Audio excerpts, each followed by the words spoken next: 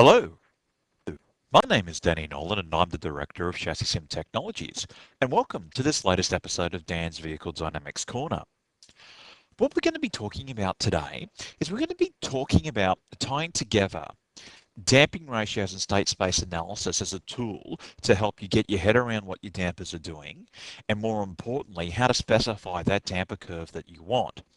Now, this tutorial today has pretty much been inspired by one of my latest race car engineering articles, and in particular, I had a good friend of mine who read the article, had a few questions. There were some bits and pieces that were just a little bit unclear, and we did some training together, and we made some really good progress in sort of explaining it to him. And really, what I'd like to do is sort of fill in the blanks on all this, because there's been some other damping guides that I've written in the past, and really my goal today is going to be sort of tie together the link between how to do damping ratios, what you use them for, how to extend that into eigenvalues and eigenvectors using state space analysis, and ultimately how you sort of slot this into what you're going to do. So that's what we're going to be talking about today. So to kick things off, first things first, when we're talking about damping ratios and specifying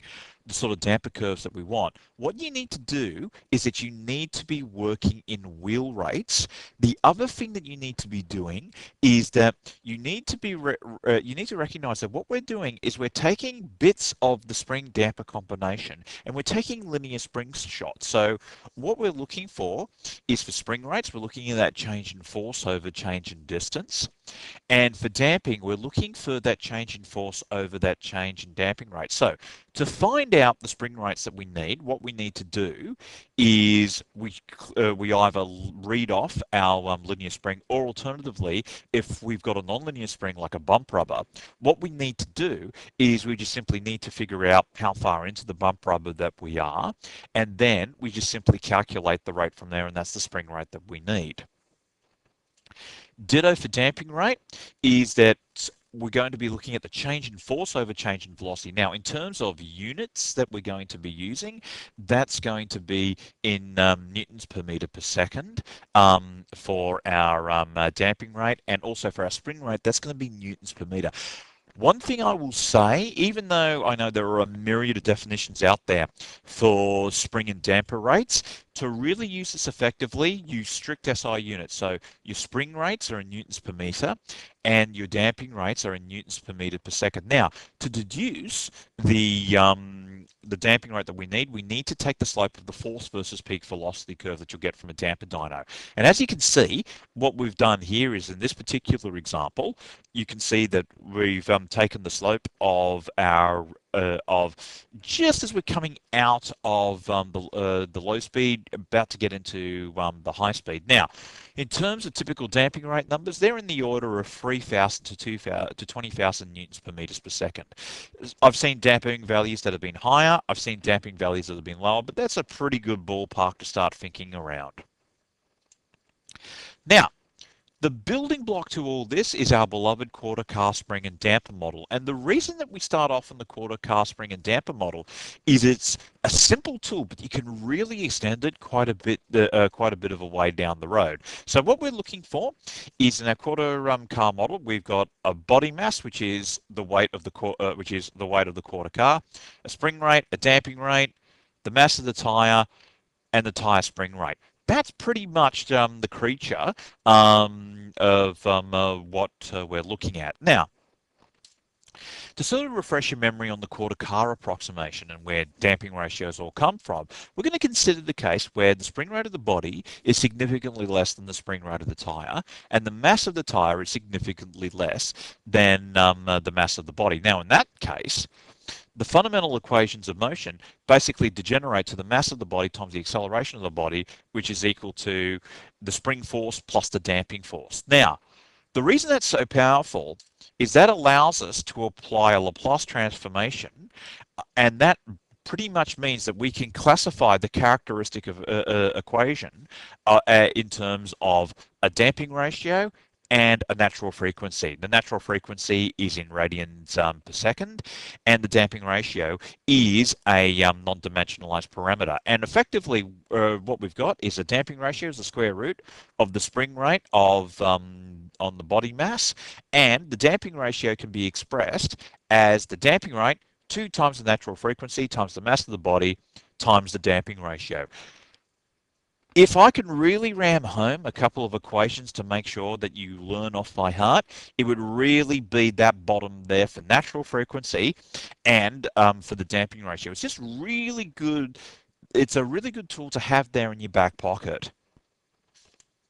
Now, let's talk about the significance of damping ratio. The reason that damping ratio is so significant is that in a second order system, it pretty much is a great tool for describing the amount of overshoot and settling time that you've got for a typical step response. And that's a really, really good tool to go, okay, for this particular damper, I know that, say, if I really crack on the steering, the body's going to come to a set really quickly. Or alternatively, if I hit a bump, I want to make sure that I can traverse over that bump. So typically what you'll find is that you'll typically choose low damping ratios for the high-speed section of the damper curve, so you can undulate over those bumps. However, for the low-speed section of the damping curve, what you want is you want high damping ratios to control the tire. So as the driver turns the steering wheel, or he gets on the brake, or he gets on the accelerator, the car comes to a settling top, settles very, very quickly.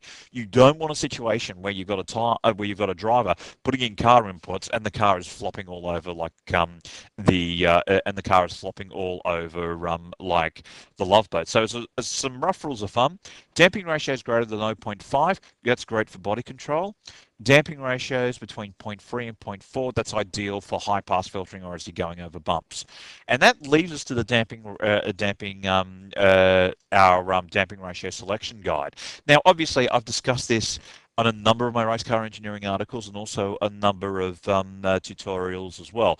But some rough rules of thumb for the low speed bump: if you've got a situation where you say you're dealing with a touring car, you want something between, say, 0.5 to 0.7. However, if you need to work the tyres hard, you sometimes go to 1.2, and if you really need to give the tyres a really good hammering, sometimes you can go out to about 2.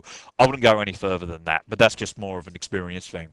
For the rebound, here's the rebound. This is where you get a couple of different damping school of thought. You get some damping school of thought where you really want to screw the rebound really high. I've never been a great fan of that, even though it's great for body control. The problem is that as you go over a bump, you typically tend to crash back into the ground. That's what you and that's what you don't, that's what you don't want. Now, I realize that's pretty much the Eulen's school of damping that I am presenting you with. But some rough rules of thumb: say for high downforce open wheels, sometimes you might need to go to 0.7. But really, for body control, particularly for something like a touring car or where you need some good mechanical grip, you might want to go to 0.5, 0.7, but typically you'll choose between 0.4 and 0.5.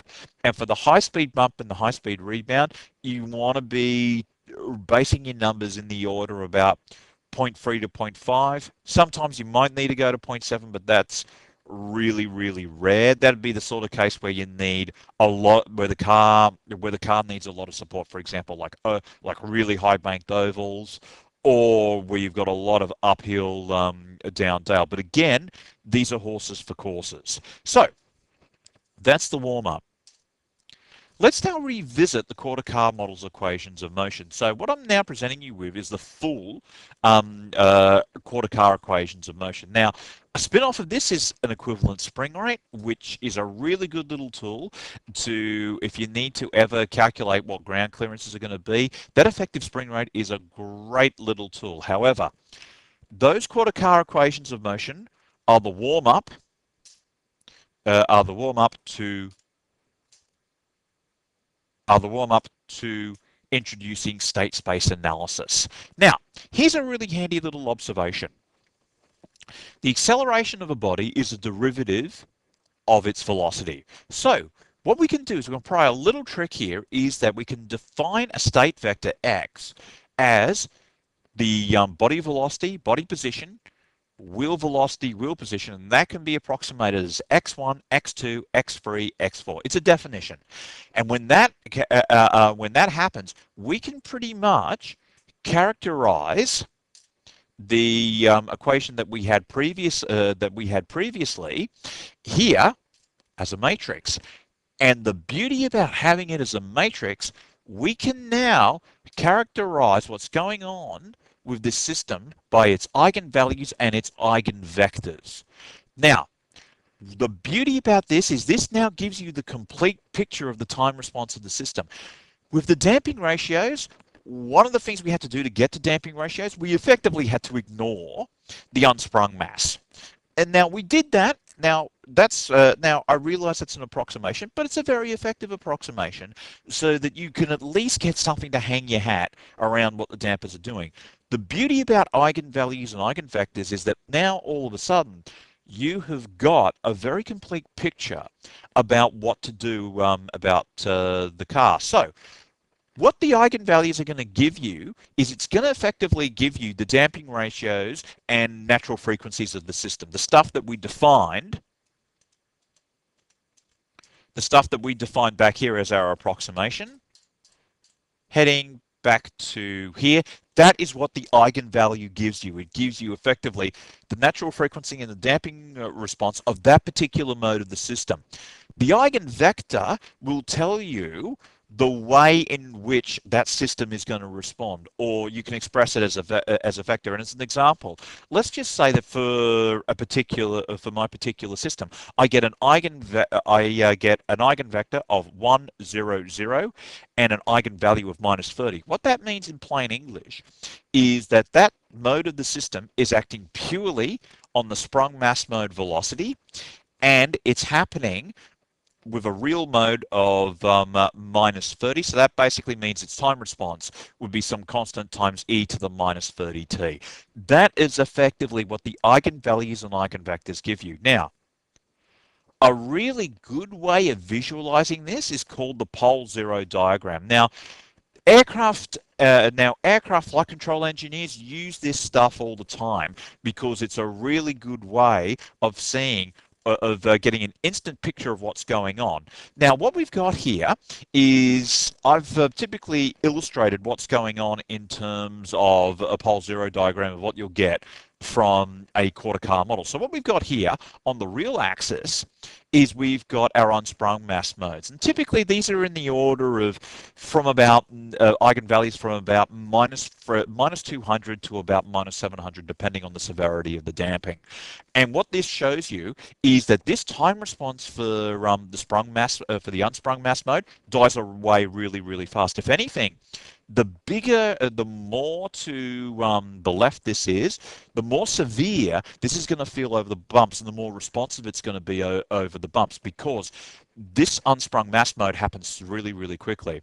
The thing to pay attention to is our sprung mass mode. So here we've got an imaginary axis, and here we've got a real axis. Now, I realize that when you present most people with complex numbers, they usually scream in sheer terror and run for the hills.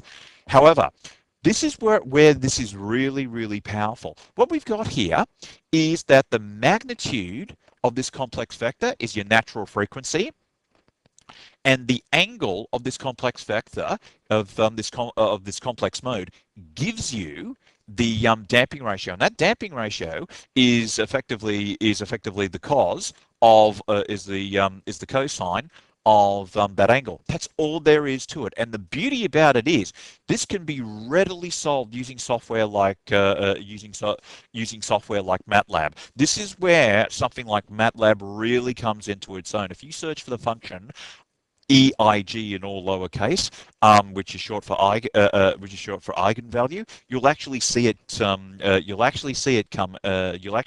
come up. But really plotting this out in the pole zero diagram all of a sudden gives you an instant picture of what's going on with the car. In terms of an example solution of what I've worked out for an overdamped Formula 3 car, what we've got here is we've got mode 1, we've got mode 1, mode 2, mode 3, and mode 4. Mode 1, as you can see from that's our body velocity, body position, wheel velocity, wheel position. As you can see, mode 1 primarily is acting on the unsprung mass, and that's minus 695.3. That is going to act very, very quickly. What's of real note is modes 2 and 3 and mode 4. Modes 2 and 3, as you can see, are a complex mode. And as you can see, it's very, very underdamped. And as you can see, there's a lot of crossover here between the body velocity and the wheel velocity. So you'd think almost looking at that minus 6.86 plus 42, plus or minus 42.9i, you'd be thinking, oh my lord, this is a complete disaster. However, let's have a look at mode 4, which has an eigenvalue of minus 10.953 and has a wheel position of 0.99 and a body position of 0.09. So what we've got here is that even though the natural frequency of mode 2 and 3 would be in the order of about 43 radians per second, and we've got a natural frequency here of minus 10.953, what's going to happen here is that we will have on the body velocity, we'll have what is a very, very highly damped, very highly acting quickly mode that looks as though it's very, very overdamped. However, there's going to be a huge, but there's going to be quite a bit of wiggle here. The reason there's going to be quite a bit of wiggle here is even though the natural frequency is in the order of 43 hertz, take a look at where this is on the real axis, minus 6.86. So what's going to happen is modes 2 and 3 are going to affect mode 4. So if you're going to plot that out as a step response, it would look like a very, very overdamped response, but there'd be quite a bit of wiggle there. And you can actually show that by going into MATLAB and doing a Simulink model and actually plotting that out for yourself. And that's typically how you would read. That's typically how you read the results of what you would get back to the eigenvalues and eigenvectors you get from something like MATLAB. Let's put this all together. First things first, you calculate your wheel spring and your wheel damping rates. You deduce your damping ratios and you specify your targets. You confirm that with using your state space analysis, and then ultimately you go off and use ChassisSim with tools such as the Shaker Rig Toolbox and the lap time simulation and looking at your histograms and then getting a direction of how it all ties together. The next step is I now leave to you guys. Now, I don't necessarily expect everyone to get this tutorial first things off. I'm talking about some pretty high level stuff here. And this was introduced to me by my vehicle dynamics mentor, a fellow by the name of Dr. Gregory Chamatov, who went off and did 2 stints in the space shuttle, and one of the sharpest blokes that I know. What I would do if I were you, start off by taking a setup that you know. It doesn't matter if the setup is crap or if the setup is good. Quantify it using your damping ratios. Go in using your state space analysis. Then validate with ChassisSim. And as you start to do this for all the past setups that you run, you're going to develop a picture pretty quickly about where to go. But ultimately, it's now up to you guys to throw some mud on the wall. Calculate your damping ratios. Use your state space analysis. Use the Shaker Rig Toolbox of ChassisSim. Use the lap time simulation. Use the Shaker Rig Toolbox. And you're going to see for yourself just what a powerful tool you've got in your hands. And we're going to catch you at the next episode of Dan's Vehicle Dynamics Corner.